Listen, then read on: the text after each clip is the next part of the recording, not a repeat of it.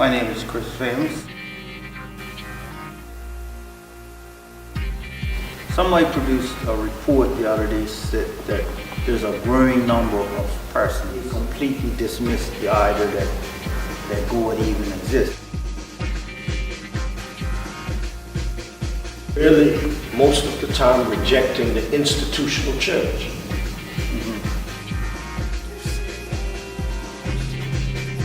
And I was in a way arguing with God. Why do you allow your people to suffer? You're my feet, you're my hands, and you're my mouth. Go do the work.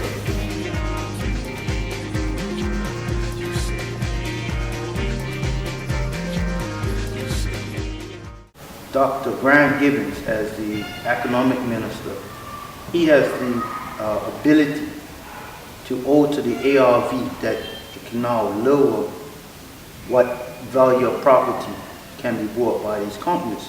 So my worry and the worry of many Bermudians is that soon you'll have exempt companies buying up properties throughout Bermuda, causing property value to rise, where it makes it unaffordable for Joe Bermuda to buy a piece of property. And so when persons speak out against these actions, they're labeled as troublemakers or the scaring of a international business. What is your take on people who speak up against these, or even speaking up against these things? You know, in a democracy, which is what we claim to have, even though it's more like an oligarchical democracy, if you call it that, I believe in free speech. So whether people agree with it or not, everybody has a right to allow their opinion to enter into the public square, if you will, in order for those ideas to be contested publicly and either embraced or rejected. That's how democracy works. People have to have a stake, people have to be invested, people have to be free to express themselves, and we ought to be able to debate and discuss ideas in order to generate cohesion and consensus around how we conduct our social, political, and economic affairs. Okay. Let's take it to another point. Where do you see the church's role, not just St. Paul's A.M.E. Church, and not just the A.M.E. Church, but the church body in Bermuda? Where do you see their role in this society? You know, I think that becomes a difficult question only because there is no church body. That implies that there's a level of homogeneity that doesn't exist. However, with that caveat, I think that the role of the church is always to engage in the social context in which it bears witness, grounded on the principles that are mediated by the life and ministry of Jesus Christ, firstly, and by the testimony of those communities that preceded Christ in terms of what they stood for and the kind of values and principles around which they believe community should be built. The church has an obligation to bear witness to that. Okay. How do you, in your opinion, how do you feel since the year and plus that you've been in Bermuda, how do you feel that your message of social equality and more participation in society from the pulpit, how do you feel your message has been received? You know, to be honest with you, I really don't stop to think about that side of things, only because I perceive my obligation to be to bear witness. Now, how people receive that witness or how they respond to the message, that burden is on other people. See, because my ministry isn't conditioned by how people respond to it.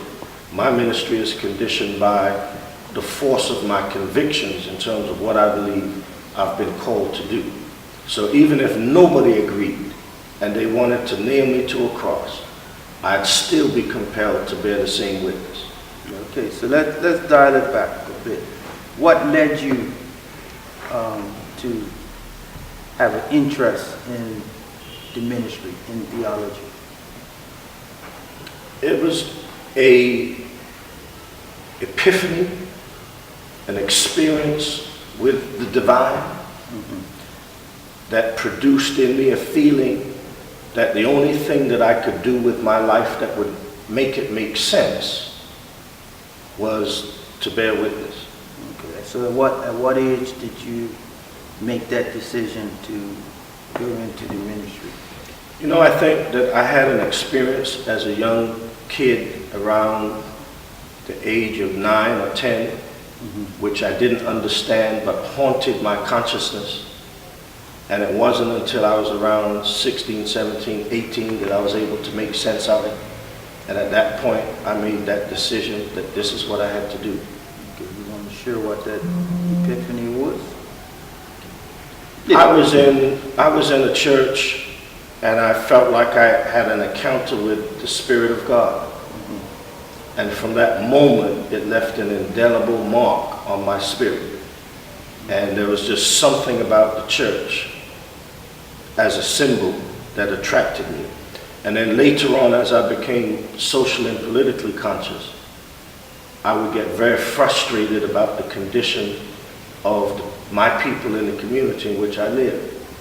And I would often, during those days, I can remember reading the book of Jeremiah and resonating with Jeremiah, because Jeremiah would get frustrated with the injustice that he witnessed among his people. And so one experience I had, I was frustrated, I was walking, I was looking up, and I was in a way arguing with God. Why do you allow your people to suffer? And so then a word kind of came back to me that said, who told you that I'm not doing anything? You're my feet, you're my hands, and you're my mouth. Go do the work. Okay, so it's like, what I see with a lot of persons, I would say of my generation, is that we grew up in whichever church we may have grown up in, but as we get early 20s and so on, we start to drift more into the world. And after about 10 or so years in the world, you go through sort of like the prodigal son sort of parable. Right. You go through this challenging experiences in the world, and at age 35, 40, you find yourselves drifting back to the church. Somebody produced a report the other day said that there's a growing number of persons throughout the world, not just Bermuda, but let's use Bermuda as an example, that don't believe God exists. Not so much that they don't subscribe to a certain denomination, but they completely dismiss the idea that God even exists. Not to say that they're Baptists or Catholic. They just don't see God as, they believe in the Big Bang Theory. What would you say to persons what do you say to persons who say, what God? Yeah, this is all a fable. Well, I think the question always becomes, how do we speak about anything out of the limits and brokenness of our language? And I think that most people, even, for example, there was a report that came out last week on the BBC where they were talking about scientists had discovered the inflation of time that occurred seconds after the Big Bang. But they still can't tell you what caused the Big Bang. Yeah, they're seeing some ripples, or they find evidence of some ripples. That's right. Right. So even the so-called scientific notion of the Big Bang is predicated upon some kind of creative moment or act that gave rise or produced the conditions for the Big Bang to occur. What do you call that? What do I call that? What does anybody call it? See, and this is the challenge. So whether you call it God, whether you call it the divine, whether you call it a cosmic force, whatever you call it, it's an acknowledgement that there was some power that precedes and is greater than us that gave rise to the creative conditions that produced the universe. Now, we can argue about what to call it. And normally, what I've found with people is that people reject God language, but they're really, most of the time, rejecting the institutional church, which has a scattered track record when it comes to doing anything. But then the church is a reflection of the people who inhabit the church. If I were not a Christian, and I claim to just be a humanist, people have committed atrocities in the name of humanism. There's no philosophy or ideology that you can name where people have not at some point in time committed atrocities in its name. And so regardless of the philosophy that one subscribes to something. And at the end of the day, what you believe personally is your personal business. But how you engage socially and politically and economically becomes important, because that has something to do with the public good.